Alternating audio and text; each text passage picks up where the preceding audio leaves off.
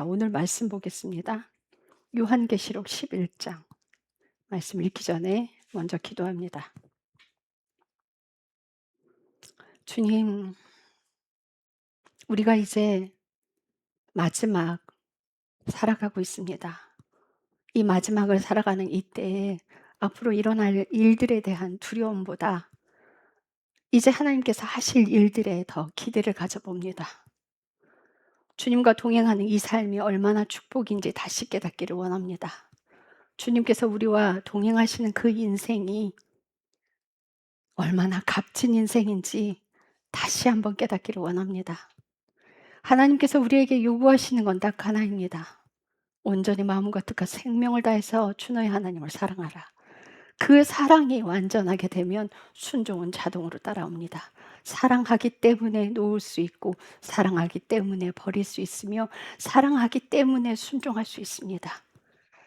그것이 어둠의 길을 간다 할지라도 아골골짝 빈들에 복음 두르고 가는 길이라 할지라도 두려움보다는 주님 손 꼭 붙들고 그 길에 순종하는 길로 들어설 것입니다. 사랑이 이토록 중요합니다. 사랑이 전부이며 사랑이 모든 것입니다. 우리가 그 자리에서 벗어나지 않기를 기도합니다. 주님 감사합니다. 예수님의 이름으로 기도드렸습니다. 아멘. 자, 교독하시고요. 19절은 함께 읽습니다. 또 내가 막대기 같은 갈대를 받았는데 그때 그 천사가 서서 이르기를 일어나 하나님의 성전과 제단과 그 안에서 경배하는 자들을 측량하되 성전 밖에 있는 뜰은 내버려 두고 측량하지 말라. 그것이 이방인들에게 주어졌으므로 그들이 그 거룩한 도시를 42달 동안 발로 짓밟으리라. 내가 나의 두 증인에게 권능을 주리니 그들이 굵은 베옷을 입고 1260일 동안 태어나리라. 이들은 땅에 하나님 앞에 서 있는 두 올리브나무요 두 등잔대니라. 만일 어떤 사람이 그들을 해치려 하면 그들의 입에서 불이 나와서 그들의 원수들을 삼킬 것이요 또 어떤 사람이 그들을 해치려 하면 그가 반드시 이런 식으로 죽임을 당하리라. 이들이 하늘을 닫을 권능을 가지고 있으므로 자기들이 태어나는 날들에 비가 내리지 않게 하고 또 물들에 대한 권능을 가지고 있으므로 그것들을 피로 변하게 하며 언제든지 자기들이 원하는 때에 모든 재앙들로 땅을 치리라. 그들이 자기들의 증언을 마칠 때 바닥 없는 구덩이로부터 올라오는 짐승이 그들을 대적하여 전쟁을 일으켜서 그들을 이기고 그들을 죽일 것이므로 그들의 죽은 몸들이 그 큰 도시의 거리에 놓일 터인데 그 도시는 영적으로 소돔과 이집트라고 불리며 그곳은 또한 우리 주께서 십자가에 못 박히신 곳이라. 백성들과 족속들과 언어들과 민족들에 속한 자들이 그들의 죽은 몸을 사흘 반 동안 구경하며 그들의 죽은 몸을 무덤에 두지 못하게 하리라. 이 두 대언자가 땅에 거하는 자들에게 고통을 주었으므로 땅에 거하는 자들이 그들로 인해 기뻐하고 즐거워하며 서로 선물을 보내리라. 사흘 반이 지난 뒤에 하나님으로부터 온 생명의 영께서 그들에게 들어가심으로 그들이 자기 발로 일어서니 큰 두려움이 그들을 보는 자들을 덮치더라. 그들이 하늘로부터 자기들에게 이리 올라오라 하고 말씀하시는 큰 음성을 듣고 구름 속에서 하늘로 올라가니 그들의 원수들이 그들을 바라보더라. 바로 그 시각에 큰 지진이 나서 그 도시들의 10분의 1이 무너지고 그 지진으로 사람들 중에 7천 명이 죽으니 남은 자들이 두려워서 놀라며 하늘의 하나님께 영광을 돌리더라. 둘째 화가 지나갔으며 보라 셋째 화가 속히 오리라 하더라. 일곱째 천사가 나팔을 불매 하늘에 큰 음성이 있어 이르되 이 세상의 왕국들이 우리 주와 그분의 그리스도의 왕국들이 되었고 그분께서 영원 무궁토록 통치하시리라 하니 하나님 앞에서 자기 자리에 앉아 있던 24 장로가 얼굴을 바닥에 대고 엎드려 하나님께 경배하며 이르되 오 주 하나님 전능자여 지금도 계시고 전에도 계셨으며 앞으로 오실 주께 우리가 감사를 드림은 주께서 친히 주의 큰 권능을 취하시고 통치해 오셨기 때문이니이다.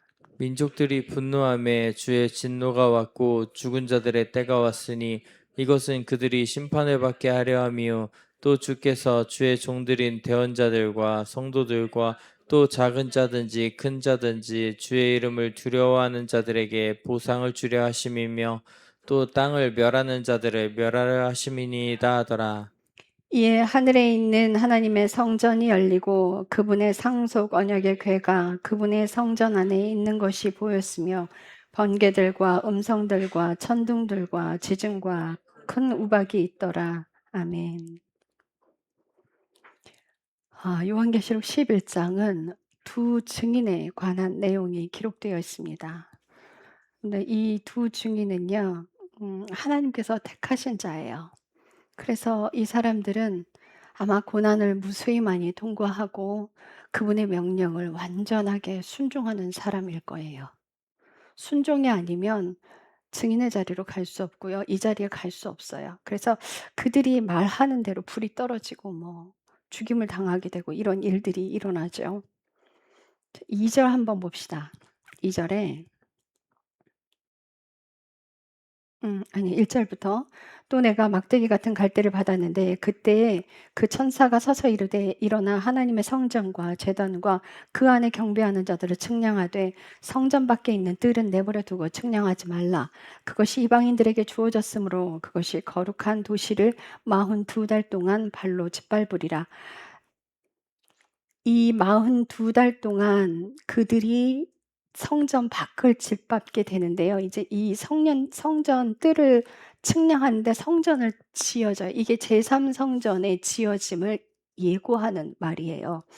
이제 지금 제1성전은 바벨론 포로 귀환 때 무너졌고요. 그래서 제2성전이 바벨론 포로 귀환한 후에 성전이 다시 지어졌습니다. 그리고 AD 70년에 예수님께서 말씀하신 것처럼 이 성전이 돌 위에 돌 하나도 남지 않을 것이다 말씀하신 것처럼 AD 70년에 로마 디도 장군에 의해서 완전히 다 파괴돼 버렸어요. 왜 하나님께서 성전을 파괴하시냐면요. 성전을 내버려 두면 그게 우상단지가 돼요. 하나님이 거하지 않는 곳이라 또 파괴하십니다. 처음 성전이 지어졌을 때 바벨론 포로로 이스라엘 백성들이 끌려갔을 때 70년을 포로 생활을 하게 되죠. 그 기간 동안 하나님의 백성들이 그 땅에 없기 때문에 하나님이 그 성전에 거하실 이유가 없는 거예요. 임재하실 이유가 없어서 파괴시켜 버리시는 거예요. 그리고 두 번째 성전이 지어지고 그 제2성전이 파괴됐을 때 그 파괴는 이제 무슨 뜻을 이야기하냐면요. 이제 이런 건물로 지어진 곳에 내가 있지 않을 거야. 예수님께서 성령님께서 아버지께서 우리 안에 거하시는 역사가 일어나죠. 왜요? 예수님께서 십자가에 못 박히시고 부활하시는 그 사건으로 말미암아 거룩하신 그분이 우리 안에 들어오실 수 없어요. 여러분들 성경 보시면요. 성령님이요. 사람들의 머리 위에 머물렀어요. 머리 위에 머물렀는데 예수님께서 십자가에 못 박히고 죽으시고 부활하신 뒤에는 성령님이 우리 안에 들어오시는 기적이 벌어져요. 더러운 것에는 하나님께서 함께 하실 수 없어요. 함께 하실 수 없는데 여러분들 걸레를 빨아서 빤 것과 빨지 않은 것 분리를 하죠. 심지어 두 개가 똑같은 걸레임에도 불구하고 빨지 않은 것과 빤 것을 분리를 한단 말이에요. 그런데 이 더러운 우리 죄 많은 사람 안으로 하나님이신 그 성령님이 들어오시게 됐어요. 왜요? 성령님께서 머리 위에 머물러서 도와주었는데 안 돼. 그래서 내 아들 제물로 내주고 내가 너희 안으로 들어가리라. 그렇게 하나밖에 없는 독생자가 십자가에 못 박혀 죽고 부활하심으로 그 사건을 만드신 거예요. 여러분들 단지 예수님의 십자가 사건은요. 과거의 우리 죄들을 사면하기 위한 것이 아니에요. 만약 과거의 죄들을 사면하기 위한 것만 우리 행위 죄들을 제거하기 위한 것만이었으면요. 구약의 동물로도 가능했어요. 그런데 이젠 그게 아니라는 거예요. 내가 이루어 가리라. 인간이 나약해서 할 수 없는 그 일을 내가 이루리라. 내가 직접 하리라. 내 아들 희생양으로 내주고 직접 하리라. 하신 그 일이에요. 그래서 히브리서 12장에 보면 예수님께서 그러세요. 그 수치심을 견뎌내신 게 앞에 있는 기쁨으로 인하여 그것을 이기셨다고. 그 앞에 놓인 기쁨이 뭐겠어요? 우리를 구원하실 수 있는 그 기쁨 때문에 그 수치와 고통을 견뎌내신 거예요, 그분이. 그래서 그 사건으로 인해서 이제 성령님이 우리 안에 들어오셨어요. 이 더러운 우리 안에 들어오셔서 정화 작업을 시작하십니다. 여러분들 이제 기도를 많이 하시거나 아니면 하나님의 뜻대로 순종하는 사람들이 이제 몸 안에 일어나는 현상을 접하게 되실 수 있어요. 제가 축사를 하면서 경험한 건데 자꾸 아픔이 나요. 사람의 몸에 이제 손을 대고 축사를 하는데 제가 아픔이 나요. 졸린 게 아니에요. 졸려서 아픔하는 게 아니에요. 이게 무슨 현상이냐면요. 그 사람한테 있는 악한 기운을 저를 통해 뽑아내는 거예요. 그래서 대신 끌어내 주는 거기 때문에 제가 대신 하품으로 그거를 내보내요. 여러분들 축사할 때 많은 현상들이 벌어지는데 이게 뭐 가래를 뱉어내는 현상들이나 어떤 사람들은 막 하품을 하기도 하고 어떤 사람들은 방귀를 뀌기도 해요. 간혹. 왜요? 그게 나가요. 나가는 그런 현상들이에요. 그런데 새벽 기도할 때나 주님과 더 임재로 가까이 더 들어갈 때는 내가 졸린 게 아닌데 자꾸 하품이 나. 그것 때문에 어떤 권사님은요, 새벽 기도를 멈추셨대요. 너무 창피해서. 그런데 그게 아니에요. 내 안에 하나님께서 나를 더 가까이 깊은 임재로 데려가기 위해서 정화 작업을 하시는 거예요.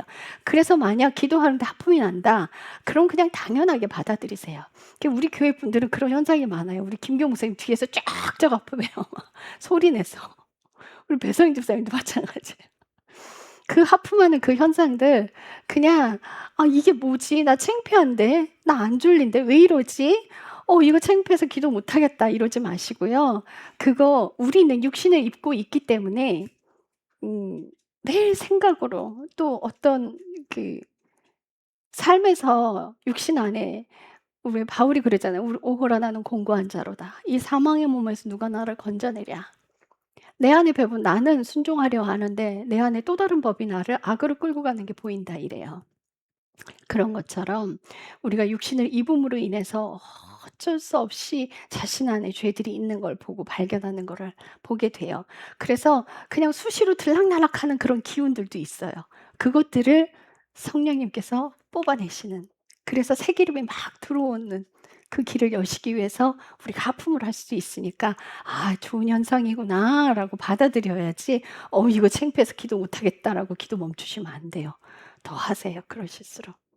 '아 내가 주님께 더 가까이 가는 사람이 됐구나.'라고 생각하시면 돼요. 근데 모두가 다 그런 현상이 일어나느냐? 또 아니야. 그러니까 어떤 것으로도 판단하지 마세요. 그런 현상 없이도 들어가시는 분들도 있어요. 근데 저는 또 나오더라고요 아픔이. 그래서 여러분들 그렇게 생각하시고요. 자 우리 안에 성령님 계시니까 우리 몸을 거룩히 지키라고 하신 그 말씀처럼 여러분들 함부로 어디 가지 마시고 함부로 악한 것들 여러분들 몸 안에 넣지 마세요. 성령님이 거하시는 전이에요. 그래서 거룩하게 살라고 말씀하시잖아요. 자 그래서 제3 성전이 이제 지어져요. 자 근데 음 마태복음 24장 15-16절 가 봐요. 마태복음 24장. 그러므로 주께서 대언자 다니엘을 통해 말씀하신 황폐하게 하는 가증한 것이 거룩한 곳에 서 있는 것을 너희가 보거든 누구든지 읽는 자는 깨달을지어다. 아멘. 여러분들 이게요. 마지막 끝에 현상이 벌어질 텐데요. 여러분들 14절 앞서서 15절 위에 14절 보면 왕국의 이 복음이 모든 민족들에게 증언으로 온 세상에 선포되리니 그제야 끝이 오리라. 끝이 오는데 마지막 때 끝이 올 때 현상이 하나 더 있어. 이 뜻이에요.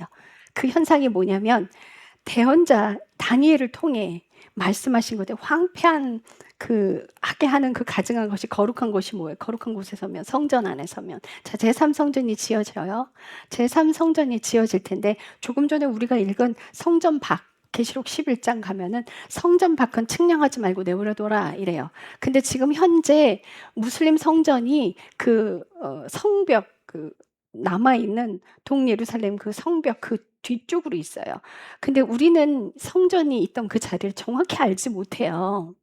이스라엘 백성들도 2000년 동안 나라 없이 그 유럽에서 떠돌다가 다시 그 땅으로 돌아가 있기 때문에 예전에 성전이 있던 그 자리를 아무도 몰라요. 그런데 성전 밖은 측량하지 말고 내버려둬라. 이 뜻은 뭐냐면요.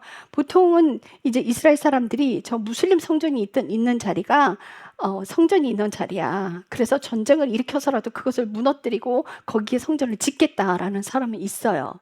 사람들이 그런 파들이 있고 또 한 무리들은 뭐냐면 성전을 예전부터 대대로 성전을 연구해 오던 집이 있었는데 그 가정에서는 그 자리가 아니다. 원래 성전이 있던 자리는 예루살렘 성전 기념비가 있는 그 자리가 예루살렘 성전이 있는 곳이다. 그러면요, 이 무슬림 성전이 있는 곳이 아니에요.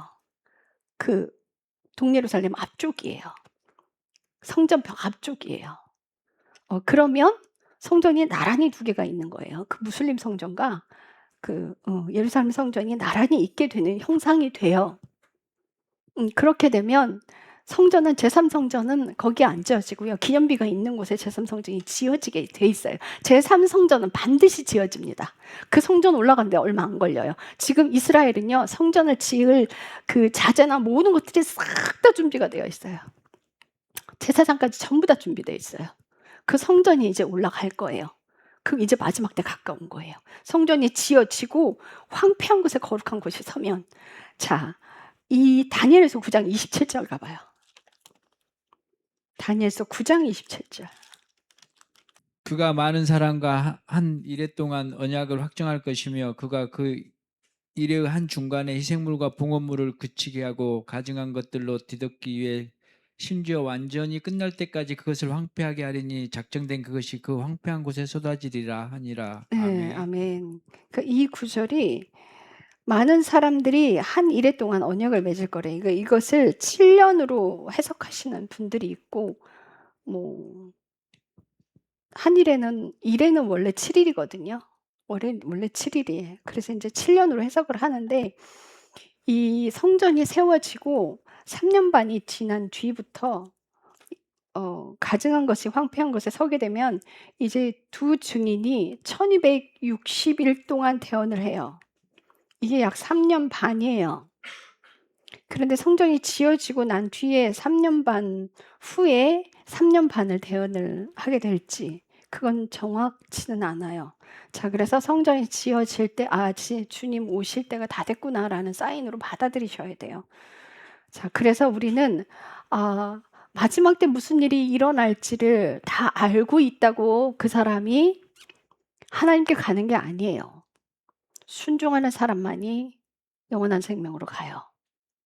내가 내 인생의 주인을 예수님으로 모셔드리고 그분 말씀대로 순종하고 살았느냐가 중요한 거예요. 내 뜻대로 살아가서는 결단코 마지막에 무슨 증상이 일어나고 현상이 일어나고 모든 것을 다 안다 할지라도 그 사람은 배교하게 돼 있고요. 666 받게 돼 있습니다. 그러니까 어떤 사람들이 이래요. 666표가 베리칩이다. 베리칩 받지 마십시오라고 스피커에 대고 트럭을 끌고 다니면서 스피커로 막 알리고 다니는 것을 봤어요. 그래서 제가 그 모습을 보고 이 미련한 것들아. 알아도 받게 될 거야.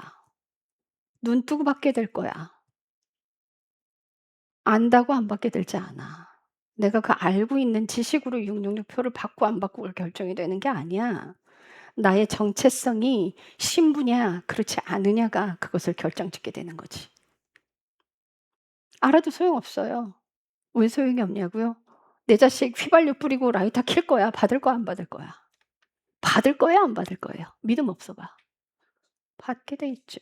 안다고 안 받지 않아요. 그러니 내가 순종하는 삶을 산다면 아들아 천국 가서 보자. 내 자식 순교하는 걸 눈으로 보게 될 거예요. 그 믿음이 그거 지켜낼 거예요. 그래서 안 받게 되는 거예요. 그래서 안 받게 되는 거예요. 알아도 받아요. 그 어리석은 짓 하지 마세요. 자, 다시 요한계시록 11장으로 다시 돌아가서요. 이제 두 증인이 3절에 보면은 내가 나의 두 증인에게 권능을 주리니 그들이 굵은 베옷을 입고 1260일 동안 대언하리라. 이들은 땅에 하나님 앞에 서 있는 두 올리브 나무요 두 등잔대니라. 스가랴서 4장 11절에서 14절 가봐요. 스가랴서 11장 스가랴서 4장 11절에서 14절까지. 그때 내가 응답하여 그에게 이르되 그 등잔대 오른쪽과 왼쪽에 있는 이 두 올리브 나무는 무엇이니까 하고 또 내가 다시 응답하여 그에게 이르되 두 군간을 통해 자기들 밖으로 군 기름을 비우는 이 두 올리브 나무 가지는 무엇이니까 하니 그가 내게 대답하여 이르되 이것들이 무엇인지 너가 알지 못하느냐 하므로 내가 이르되 내 주여 알지 못하나이다 하니 이에 그가 이르되 이들은 두 명의 기름 부음 받은 자들이며 온 땅의 주 곁에 서는 자들이니라 하더라. 아멘. 아멘. 자, 4장 2, 3절 읽어봐 주세요. 스가랴 4장 2, 3절. 그가 내게 이르되 너가 무엇을 보느냐 하므로 내가 이르되 내가 보았더니 보소서 전부 금으로 된 등잔대가 있는데 그것의 꼭대기에 잔이 하나 있고 등잔대 위에 7 등잔이 있으며 7 등잔과 연결된 7 간이 등잔대 꼭대기에 있나이다. 또 그것의 옆에 두 올리브 나무가 있는데 하나는 그 잔의 오른쪽에 있고 다른 하나는 그것의 왼쪽에 있나이다 하니라. 아멘. 아멘. 자, 두 올리브 나무는요, 두 사람을 뜻해요. 이게 두 증인을 뜻하는데요. 7 관이 있고 7 등잔대는요, 여러분들 메노라가 어떻게 생겼냐면요. 촛대가 이렇게 하나로 올라가요. 하나로 올라가는데 이 관을 통해서 이렇게, 이렇게, 이렇게 U자로 이렇게 올라가 있어요. 그럼 뭐예요? 이 관 하나에서 모든 불이 밝혀지는 거예요. 자, 그런데 두 올리브 나무가 한 사람은 한쪽에, 한 사람은 한쪽에 이 관 뿌리 쪽에 거기로부터 기름 부음을 받아요. 이 뜻은 무엇이냐면 스스로 하는 일이 아니라 기름 부음 받은 자. 그 자는 하나님의 일을 하는 자들이에요. 그분의 명령대로, 그분이 하시는 대로, 그분의 말씀대로 순종을 해온 그 사람들이 마지막 때 이 두 증인이 이야기를 할 때도 그들은 자기들의 말을 하지 않아요. 심판을 내리는 것도 하나님께서 주는 대로 대언할 거예요. 그래서 이 사람들이 이제 대언을 하기 시작하는데 3년 반을 예언을 해요. 3년 반을 대언을 하고 이들이 죽임을 당해요. 죽임을 당하는데, 자, 8절에 보면 그들의 몸들이 그 큰 도시의 거리에 놓일 것인데 그 도시는 영적으로 소돔과 이집트라고도 불리며 그것은 또한 우리 주께서 십자가에 못 박히신 곳이라. 예루살렘에서 예수님께서 십자가에 못 박히셨어요. 그 예루살렘에서 못 박히셨는데 예수님께서 십자가에 못 박히신 곳에는요, 사람들이 많이 지나다니는 곳이었어요. 어디 사람이 가장 많이 지나다닐까요? 성전에서 올라갔다 내려갔다 하는 그 길이에요. 성전을 오르락내리락 하는 그 길, 거기가 골고다예요. 그래서 그 성전 뒤에, 그러니까 제가 이걸 설명을 해놨어요, 책에 설명을 해놨어요.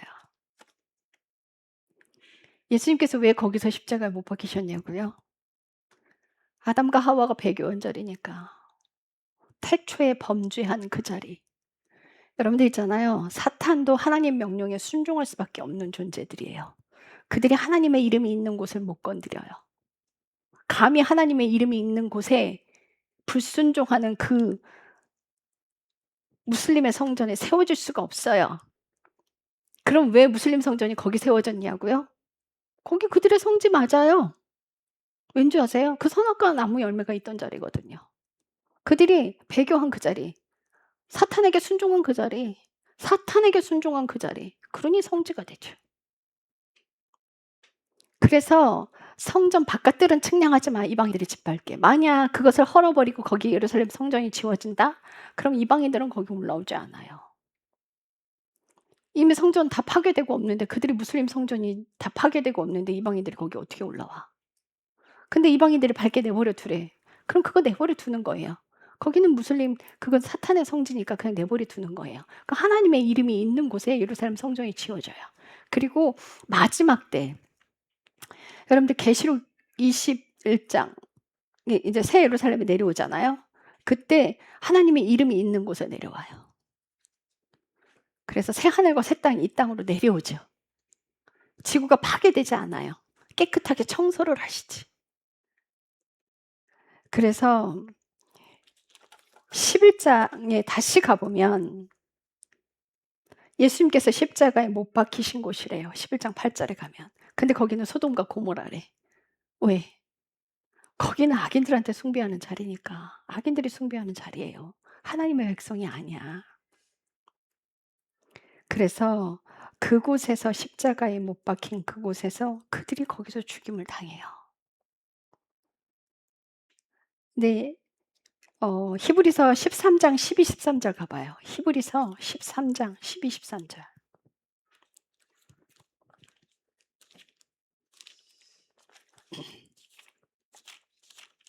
히브리서 13장 12, 13. 그러므로 예수님께서도 친히 자신의 피로 백성을 거룩히 구별하시기 위해 성문 밖에서 고난을 당하셨느니라. 그러므로 우리가 그분의 치욕을 짊어지고 진영 밖에 계신 그분께 나아가자. 아멘. 아멘. 11절에 읽어주세요. 그 짐승들의 피는 죄로 인해 대제사장이 성소 안으로 가지고 들어가고 그것들의 몸은 진영 밖에서 불사르나니. 이 진영이 뭐냐면요. 성막 밖이에요. 성막 밖으로 나가서 불살랐어요. 그래서 예수님께서 예루살렘 성전 문 밖에서 죽으신 거예요. 왜? 그들이 배교한 자리. 그걸 다시 돌려놓으셔야 되니까. 여러분들 이제 베드로에게 질문을 예수님이 하세요. 모닥불을 피워놓은 그 자리에서 고기 다 잡아놓고 모닥불을 피워놓고 모닥불이 있는 곳에서 베드로에게 네가 나를 사랑하느냐 물어요. 베드로는 죽을 것 같아요. 왜 모닥불을 피웠을까요? 그가 모닥불 앞에서 손째면서 예수님 3번이나 부인했어요. 그래서 예수님이 3번 질문하세요. 네가 나를 사랑하느냐? 범죄한 사람들 어디로 데려가요? 범죄한 그 현장으로 데려가요. 그래서 죄를 다시 시원하게 만들어요. 왜? 네가 죄를 다시 기억하고 다시 이 범죄를 하지 말라. 예수님께서 왜 거기서 죽으셔야 했어요? 태초에 범죄한 자리이기 때문에 거기서 죽으셨어만 했어요. 그런데 두 증인도 거기서 죽어요. 그래서 그들이 부활할 때 하나님의 영이 두 대언자들에게 들어와서 그 영들이 두 대언자 몸으로 들어가서 그들이 일어나서 부활을 해서 올라가요. 그리고 둘째 화가 지나갔다 이래요. 여기까지 둘째 화가 끝났어요. 그런데 이제 셋째 화만 남았어요. 마지막 나팔이 불릴 때 그때 예수 믿는 사람들은 죽지 않은 사람들 호련히 다 몸이 변해서 다 올라갈 거고요. 순교한 사람들은 이미 그 자리에서 순교할 거고요. 그럼 이 땅에 남아있는 사람들 누구만 남아있어? 믿지 않는 자들. 그 믿지 않는 자들을 육신의 생명을 끊기 위해서 이제 재앙이 떨어지는데 그게 7대접의 재앙, 7병의 재앙이에요. 킹제임스 흠정은 그 7병으로 해석을 했고요. 개역개정은 7대접으로 해석을 했어요. 그래서 그 재앙이 마지막 때 떨어지는 그 재앙은 뭐예요? 땅에 남아있는 그들을 죽이기 위해서 떨어지는 재앙인데 그때 떨어지는 그 재앙이 엄청난 고통을 동반해요. 여러분들 무서워서 배교하죠?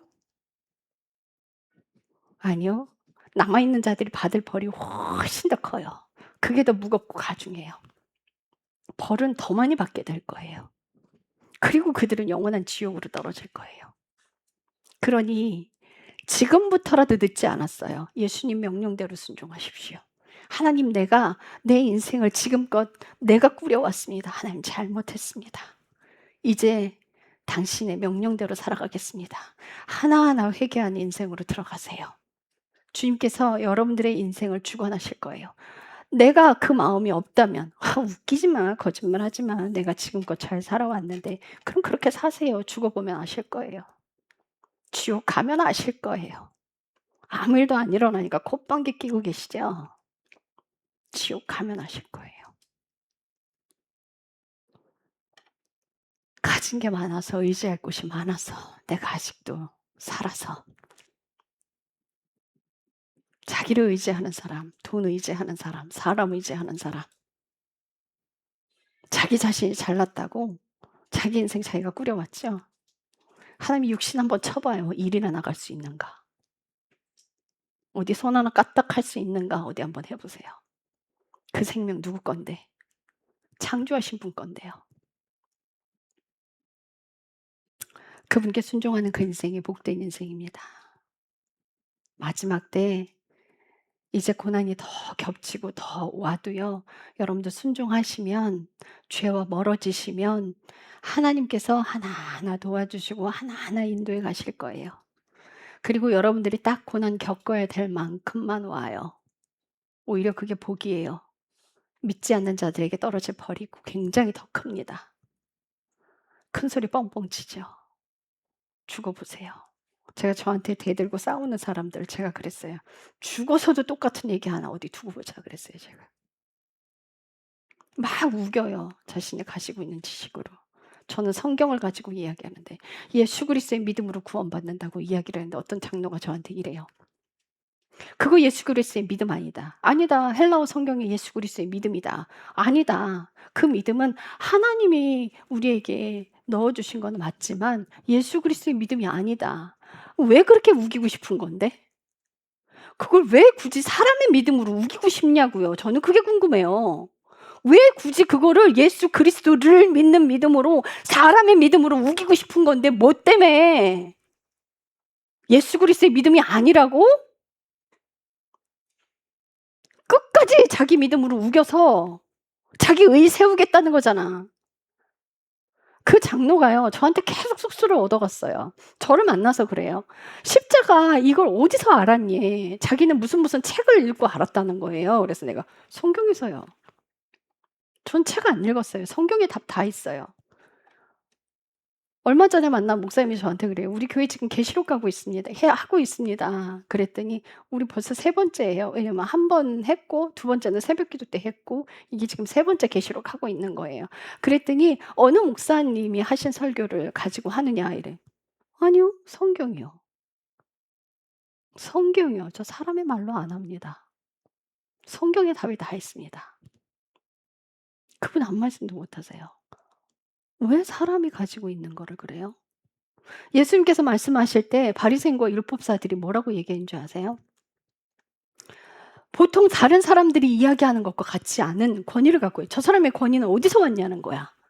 보통 사람의 권위는 누구누구가 말아요. 누가 가라사대. 사람의 것을 가져다가 계속 인용을 해서 이야기를 했어요. 그런데 하나님은 아버지가 말씀하시니까 아버지가 말씀하시는 그대로 선포했어요. 저 사람의 권위와 능력이 어디로부터 왔느냐? 사람의 것과 같지 않다 이래요. 여러분 순종하고 살면 그 지혜는 하나님이 열어주시는 거예요. 연구해서 되는 게 한계가 있어요. 바리새인과 율법사들 그들이 영원한 생명을 얻기 위해서 연구를 했죠. 그들은요 말씀을 통째로 모세오경을 외우고 있었어요. 달달달달 외우고 연구를 했어요. 예수님이 그들에게 그 말씀을 하세요. 너희가 영생을 얻기 위해 성경을 연구하거니와. 그들의 목적이 뭐야? 예수님을 사랑해서 순종하는 데 목적이 없어요. 그들의 목적은 영원한 생명을 얻으려고 성경을 연구한다고 예수님께서 아주 콕 집어서 심장을 콕 집어서 드러내시고 끄집어내세요. 니네들 속에 있는 게 이 욕심이 흑심이 이거지 영원한 생명을 얻으려고 성경 연구하지. 야 거기에는 나에 대한 증언밖에 없어. 그땐 신약도 없었어요. 모세오경 그거 하나였어요. 그런데 구약의 성경이 예수님을 증언하고 있다는 거예요. 니들 백날 천날 연구해봐라. 영생 얻을 수 있나? 야 거기 내 증언밖에 없어. 영생은 어떤 사람들이 얻는다고요? 너희가 스스로 영광을 구하되 하나님으로부터 오는 영광을 구하니 어찌 얻을 수 있겠느냐는 거죠. 하나님으로부터 오는 영광, 그분으로부터 오는 게 모든 것을 가능하게 만들어요. 사람의 것으로는 불가능합니다. 결단코 불가능해요. 왜 굳이 그게 예수 그리스도의 믿음이 아니라고 끝까지 우기는 건데. 무슨 의의를 세우려고. 그 뒤로는 그 장로 다시 만나지 않았어요. 그랬더니 어떤 사모님을 통해서 다시 연결을 왔어요. 왜 나를 안 만나려고 하느냐. 그 인간이 죄송해요. 장로도 아니야. 그 인간이 저한테 자꾸 소스를 얻어가요. 그리고 자기가 가서 설교를 해요. 어떤 전도사가 그 15년 전에 자기가 설교하기 전에 매번 저를 만났어. 그리고 나한테 받은 그걸 가지고 설교를 했더니 목사님이 자기를 대견하게 봤다는 거예요. 그 뒤로 나 그 전도사 안 만났어요. 왜 남의 거 훔쳐가요? 왜 도둑질해 가? 살지도 않았으면서. 그 뒤로 다시 안 봤어요. 차단시켜 버렸어. 그 장로 차단시켜 버렸어요. 살아내지 않으면서 영광만 얻으려고. 살아내지 않으면서 남의 거 도둑질해서. 여러분들 예수님만 사랑하면 순종하게 되어 있어요. 여러분들 순종하면요, 가려져 있던 그 말씀들이 열리게 되어 있고요. 그 말씀이 생명이에요. 순종이 생명으로 가게 합니다. 예수님께서 그러세요. 요한복음 12장 50절에. 나는 그의 말씀이 뭐예요? 그 아버지예요. 아버지의 말씀이 영생인 줄 아노라. 그게 뭐예요? 아버지의 말씀에 순종하는 것이 영생으로 가게 한다. 그럼 순종 어디서부터 해야 되냐고요? 예수님이 그러잖아요. 자기 십자가를 지고 나를 따르지 않은 자는 내게 합당하지 않다. 매일 자기를 부인하고 자기 십자가를 지고 나를 따르라. 성경에 주님의 명령이 있잖아요. 뭐부터 순종해야 되느냐고요? 사랑 없는 거 먼저 순종하시고 자기 부인의 삶을 사세요. 가정에서 권위 내세우려고 하지 마세요. 밖에서는 굽신굽신거리고 이래도 집에 들어오면은 그 집안 사람들, 가족들 지멋대로 하고 싶어서 내 말 안 들어서 화가 나는 거잖아요, 여러분들. 화가 왜 나? 내 뜻대로 안 돼서 화가 나는 거잖아. 그게 왜 화가 올라와? 여전히 내가 주인이어서 내 맘대로 하고 싶은데 그게 안 되니까 화가 치밀어 올라오는 거예요. 내 맘대로 하려고 하는 것을 끝내야 하는 거죠. 내가 하려고 하는 것을 끝내야 하는 거예요. 자꾸 자기를 희생하는 자리로 가야죠. 제가 한별이에게 또 한 번만 할게요. 한별이가 자기 부인의 인생을 놓고 고민을 했어요. 목사님, 우리가요, 매일 자기 부인의 인생을 살아가야 하는데요. 이 아이가 저랑 좀 대화를 하고 싶었나 봐요. 저한테 왔어.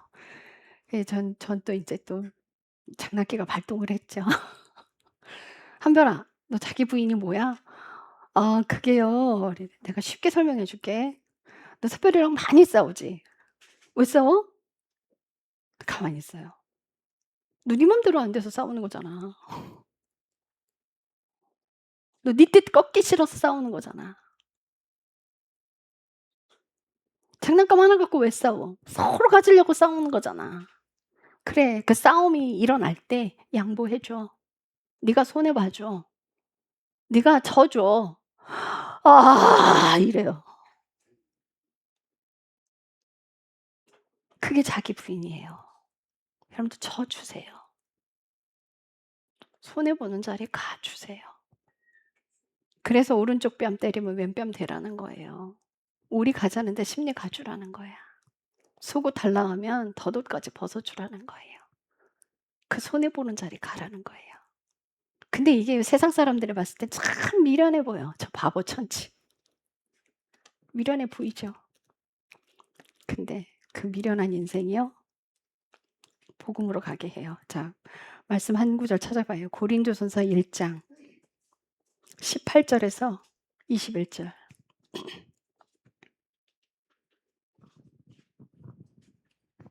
이는 십자가를 선포하며 멸망하는 자들에게는 어리석은 것이지만 구원받은 우리에게는 하나님의 권능이기 때문이라. 기록된 바 내가 지혜로운 자들의 지혜를 무너뜨리고 분별 있는 자들의 지각을 쓸모없게 만들리라 하였으니, 지혜로운 자가 어디 있느냐? 서기관이 어디 있느냐? 이 세상의 변론가가 어디 있느냐? 하나님께서 이 세상의 지혜를 어리석게 만들지 아니하셨느냐? 하나님의 지혜에 있어서는 세상이 지혜로 하나님을 알지 못하였으므로 하나님께서 복음 선포의 어리석은 것으로 믿는 자들을 구원하시는 것을 기뻐하셨도다. 아멘. 아멘. 자, 18절에 보래요. 십자가를 선포하는 것이 멸망하는 자들에게 어리석은 것이래요. 그 죽어가는 사람들에게, 세상 사람들에게 봤을 때는 그렇게 살라고 하는 복음을 전하는 것이 참 어리석게 보여요. 야, 정의를 세워야지. 왜 맨날 당하고 살아? 야, 정의 세워. 이렇게 말을 해요. 그런데 여러분 이거 아세요? 상식은 교만입니다. 세상의 상식이 교만이에요. 예수 믿는 사람들은 그 상식대로 살아가지 않아요. 복음대로 살아가요. 말씀대로 살아가요. 손해보는 자리로 가야 하는 거예요. 그래서 그 손해보는 자리로 갈 때 얼마나 억울해요. 하나님이 넣어주시는 고난 안에서 그렇게 하십시오. 어떤 분들은 그래요. 여러분, 친절 베풀면 사람들은요, 3번 하면 그거를 당연하게 받아들여요. 직장에서 청소 열심히 했어요. 그게 내 일이 아니야. 다른 사람들을 위해서 청소 열심히 했어요. 처음 청소해 주니까 어머 깨끗해서 너무 좋다 칭찬들을 해요. 2번째 막 청소를 하니까 그래 또 칭찬해 줘요. 3번째 하니까 했구나 이래요. 그다음부터는 계속 청소를 해도 당연하게 받아들여요. 이 사람들 그 권리로 받아들입니다. 내 의로 하지 마세요. 그래서 하나님이 넣어주시는 고난이에요. 내 의로 그런 일 하지 마세요. 그거 왜 했어요? 사람에게 보이려고. 인정받으려고. 근데 이것들이 인정을 안 해주네. 그럼 어느 날 청소를 안 했어. 그럼 그 사람들 뭐라고 얘기하는 줄 아세요? 불러요. 야, 너 왜 청소 안 했어? 이렇게 돼요. 아시겠어요? 감사 몰라요. 당연한 권리로 받아들여요. 이건 십자가 아니에요. 자기 의예요. 주님이 넣어주시는 고난. 그 안에서 순종하십시오. 나서서 힘든 일 하지 마세요. 직장에서 규율 지키세요. 룰대로 하세요. 왜 그렇게 나서서 합니까? 칭찬받으려고 하는 거잖아요. 그거 하지 말라는 거야. 청소 정해놓고 순서대로 하세요. 그럼 좋아요. 끝까지 사람이 나를 인정해 주지 않아도 그 끝까지 하실 수 있으면 하세요. 내세우지 마시고. 노숙자 봉사하시는 분들 사진 막 찍어서 카톡방에 올려요. 왜 올려? 사람한테 칭찬받으려고. 예수님께서 말씀하시기 전에 산상수훈에 그러세요. 너희가 바리새인들과 율법사들이 의의를 능가하지 아니하면 내게 오지 못하리라요. 바리새인과 율법사들의 의의가 뭔지 차분차분 설명하세요. 예수님께서.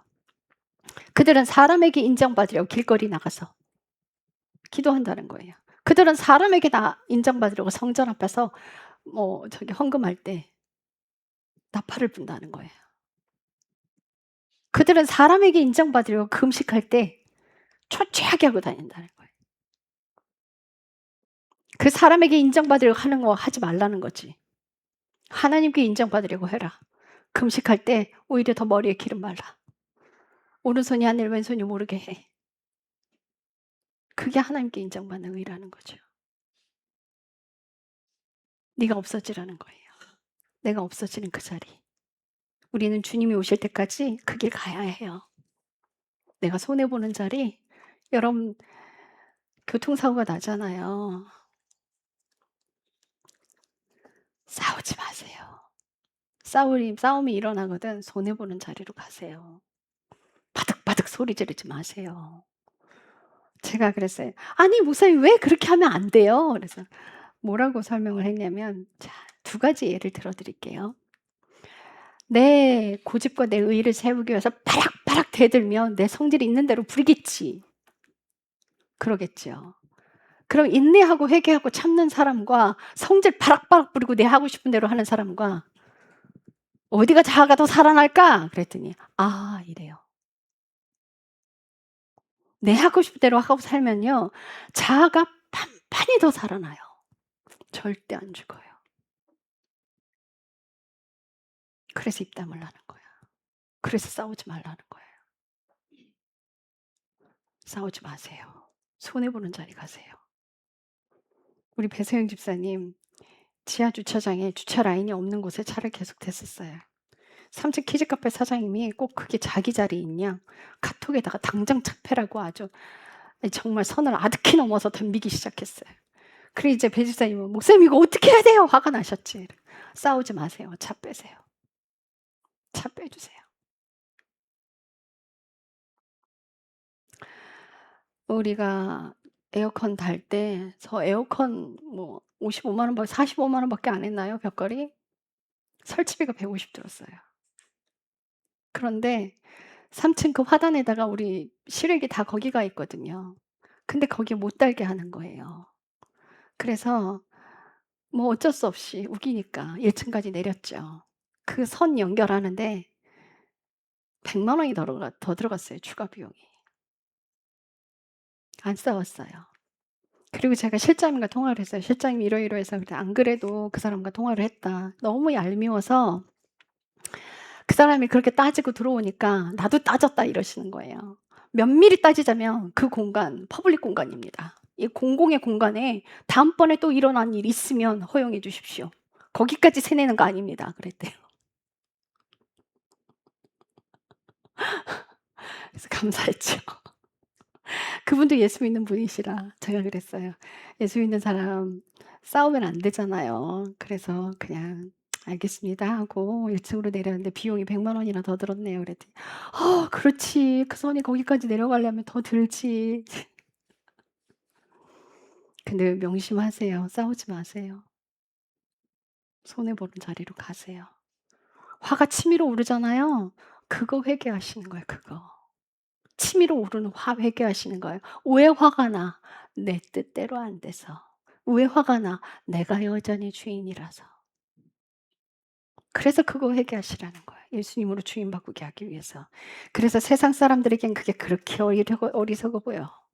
그런데 고린도서 1장 21절 가면 하나님이 지혜에 있어서 세상이 지혜로운 하나님을 알지 못함으로 세상 지혜로 하나님을 알지 못함으로 하나님께서 복음 선포의 어리석은 것으로 십자가 이렇게 살라고 하는 게 얼마나 어리석어 보여요. 그런데 그 어리석은 것으로 믿는 자들을 구원하시려고 18절 다시 읽고 이는 십자가에 선포한 멸망하는 자들에게 어리석은 것이지만 구원받는 우리에게는 하나님의 권위와 능력이 들어오는 길이다.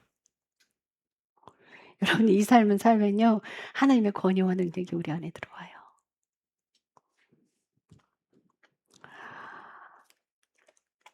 남편이 막 화를 내서 그 화를 아내가 다 받아내주고 한마디도 하지 않았어요.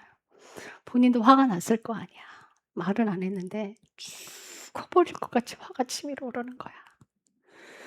그래서 인제 남편 출근해 놓고는 막 주님 앞에 막 기도를 했어. 화가 안 삭혀져.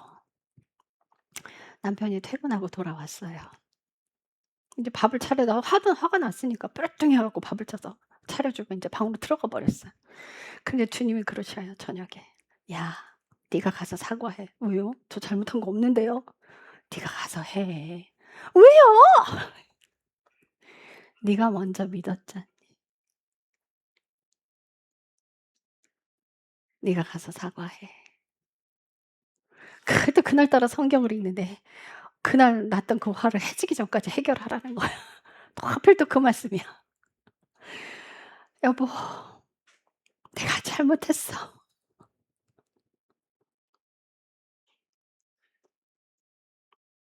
가정에서 먼저 죽으면 가정을 살리는 건 하나님이에요. 여러분들 가정에서 먼저 죽으면요. 하나님의 능력이 내게 들어와서 밖에 나가서도 할 수 있게 돼요. 밖에 나가서 가능해져요. 내 남편 내 맘대로 하려고 하지 말고 내 아내 내 맘대로 하려고 하지 마세요. 사람은 사랑하는 것에 좋아하는 것에 돈을 쓰게 돼 있습니다. 자기 남편 아내에게 돈 안 쓰면 그 남자 아내 사랑하는 거 아니에요. 왜요? 마음이 가는 곳에 돈 쓰게 돼 있어요. 기억하세요. 내 마음이 가는 곳에 돈 쓰게 돼 있어요. 내 마음이 가 있는 곳에 보물이 가게 돼 있습니다. 남편분들 들으세요. 아내 사랑하기를 예수님께서 이 세상에 하나밖에 없는 아들 내어 주심 같이 사랑하래. 그게 뭐예요? 목숨 내놓고 사랑하라는 거예요. 목숨 내놓고 사랑하래요. 아내분들 기억하세요. 남편 사랑하기를 하나님께 하듯 하십시오. 발밑에 깔고 뭉개지 마세요. 당신들 똑똑한 거 다 알아. 그 똑똑한 거 남편한테 하지 마세요. 사랑하고 보듬어 주세요. 맛있는 거 많이 해 드리고. 아껴주세요. 우리는 마지막 예수님 오실 때까지 이 삶을 살아가야 돼요. 주님 오실 때까지 이 길 갑시다. 기도하겠습니다. 사랑의 하나님 감사합니다. 우리의 연약함을 아시는 주님, 우리의 나약함을 아시기 때문에 성령님을 우리 안에 주셨습니다. 그 성령님으로 인해 우리는 낮아짐을 배우고 회개하는 삶을 배웁니다. 온전히 순종하고 예수님만 사랑하는 그 인생, 거기서 벗어나지 않기를 간절히 소망합니다. 자기 부인의 삶, 내가 없어지는 그 인생, 주님 오시는 그날까지 그 길을 가렵니다. 주님 사랑합니다. 예수님의 이름으로 기도드렸습니다. 아멘.